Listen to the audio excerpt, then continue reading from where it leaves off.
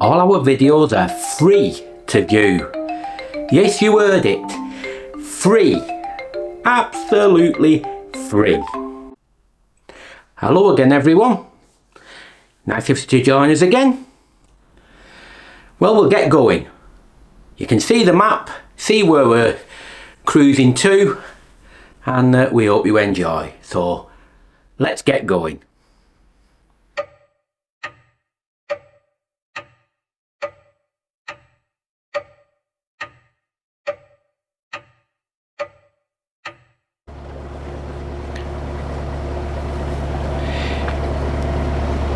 Beautiful moorings along here, which we might be partaking of on the return journey.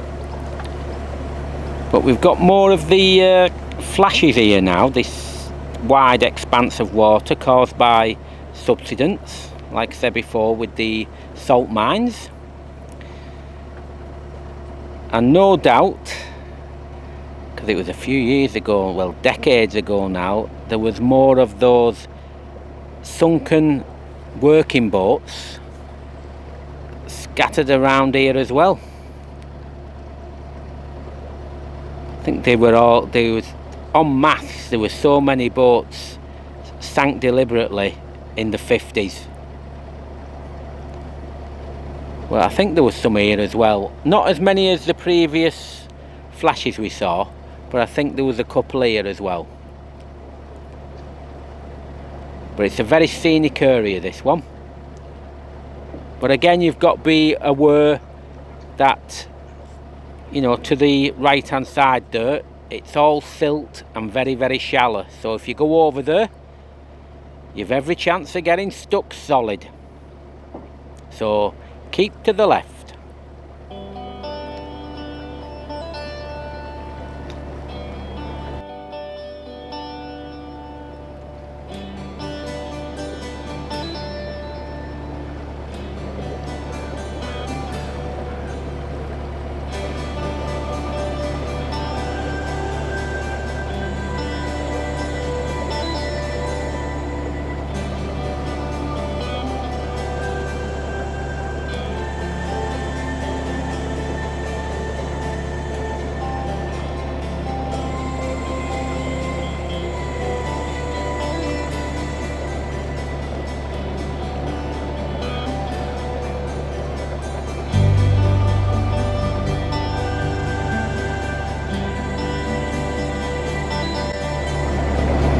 Always reminds me of Tixall Wide, or a smaller version here, but it's never as hectic as Tixall Wide. But yeah, very beautiful.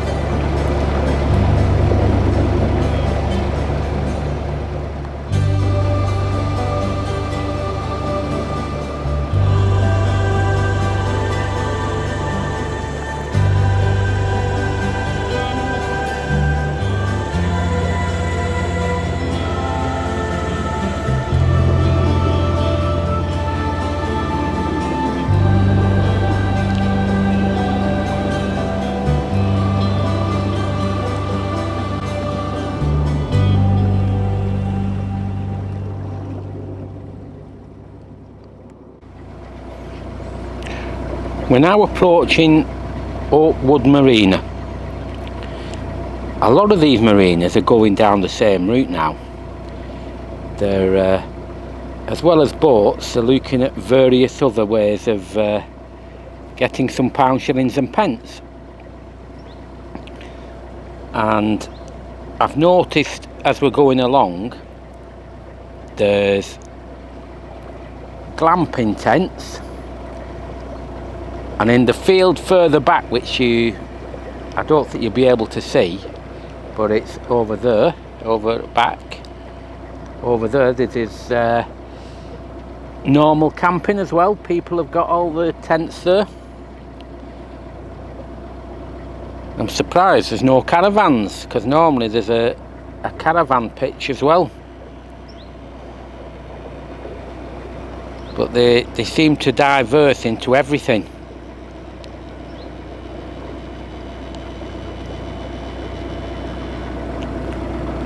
It's a very lucrative business if you're in a popular area where you've got all your you know, your moorings are taken and your camping's popular and your caravans. Quite a bit of money in it.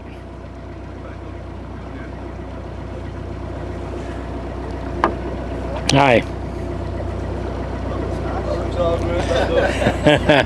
Oh, it is, it's a struggle. I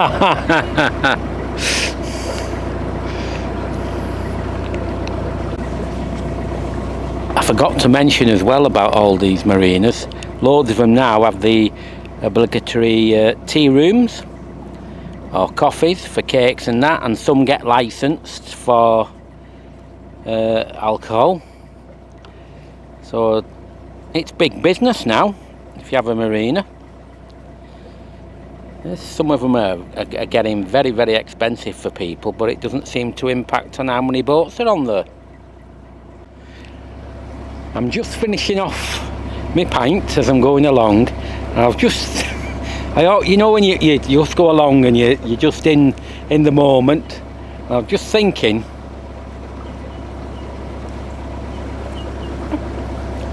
what would I like if it was my last meal and a drink?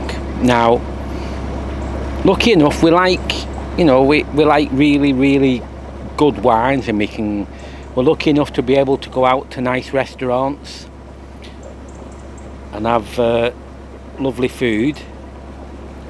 But if it came down to it,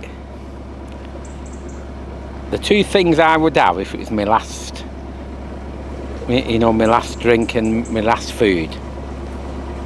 One is a pint of beer, and it'd be Ruddles County. I love it, and I used to drink Ruddles County years ago with Bernadette's dad, who's sadly died last year. We used to love Ruddles County, and I still do, and it evokes plenty of great memories. And the other thing which I would have, corned beef and brown sauce. That would be my choice above anything.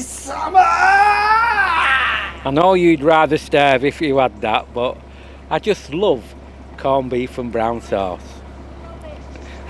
I just think it's brilliant. So that's the type of food I'd have. I know some people, like you said, could say, what? You'd rather have that than a fine wine and a tomahawk steak or something like that?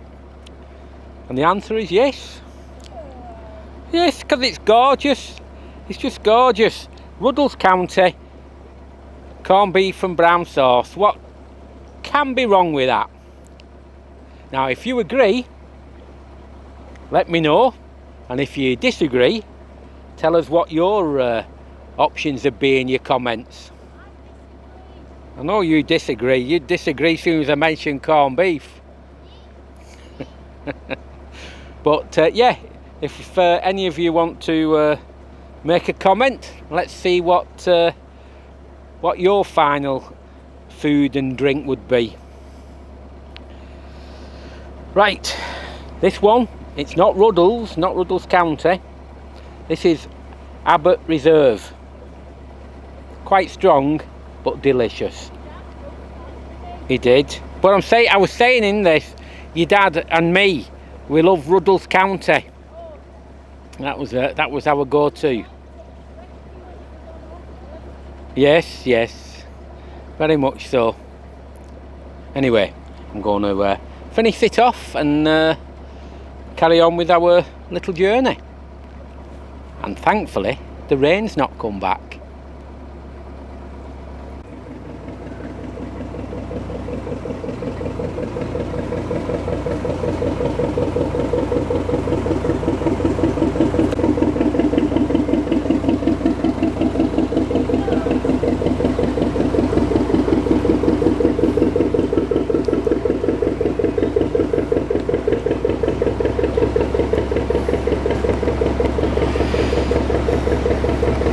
well, the rain's coming back again, so I'll put our handy cam away for now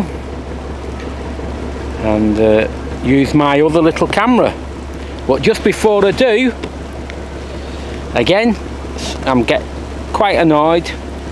No bow and stern fenders on a narrowboat.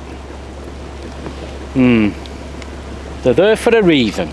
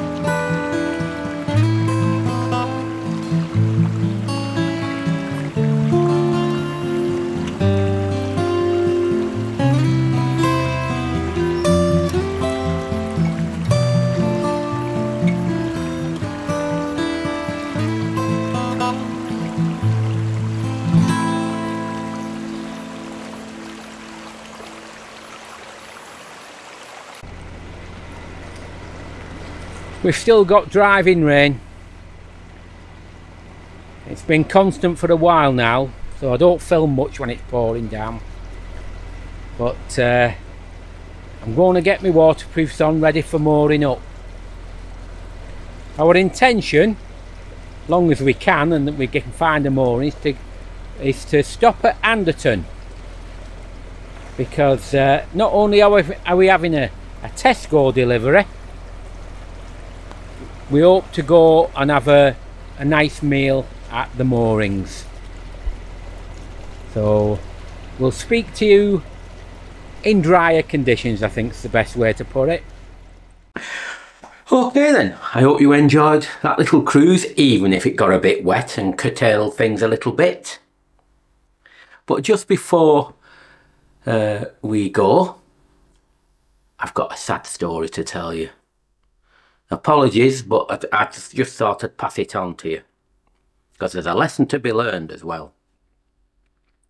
But a good friend of ours, she's mad on pets and that, and she has a duck, and the duck is absolutely beautiful and house trained and everything. It's unbelievable. But one morning when she got up, she came into the back expecting the normal greeting, and the duck was just there on the floor, not moving. And she screamed out all upset. She was telling us, she said, I couldn't believe this. So she said, there's only one thing to do, I'm taking it to the vets. So she grabbed hold of the duck, took it to the car and shot off to the vets. When she got there, she went in and she said, oh, my duck. I said, it's all, look, it's just not moving and it's so upsetting. So the vet says, come with me and we'll do some checks on it and see if what you think is has happened. So they both went in. Anyway, the vet put it down, got all its equipment, you know, got all his equipment, checked it all and all that. And then he said, well, I'm sorry, but your duck is dead. Yes, it's gone. And our friend, crying her eyes out, said, I don't believe it, I don't believe it. I said, you must be wrong. And he said, I'm not, that's it, it's dead. He says, no, I can't believe that. I can't. So the vet rolled his eyes and shook his head and said, okay, you don't believe what I'm telling you? And he walked out the room. And he come back in with a Labrador. And the Labrador came up to the table and actually jumped on. And our friend was saying, what's going on here? Anyway, the Labrador was having a smell round, had a look round everything on the duck, looked at the vet, rolled its eyes and shook its head. So the vet just got the Labrador and took it back out. The next thing, he come in with a cat. Put the cat on the table, and the cat was looking, doing the usual smells, looking round and everything. And then after a while, he looked at the vet, and he shook its head, rolled its eyes, and that was it. So the vet took it out, and he come back in. Anyway, he presented the lady, or our friend, with a bill for £250. She goes, £250? And all you've done is tell me that my duck has died. I said, that's shocking. And he says, look, he said, if he'd have took my word, it'd have cost you £50.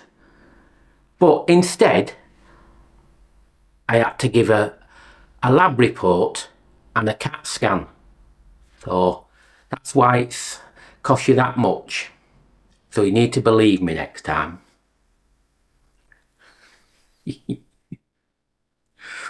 For those who might have missed it, Labrador, lab report, CAT scan.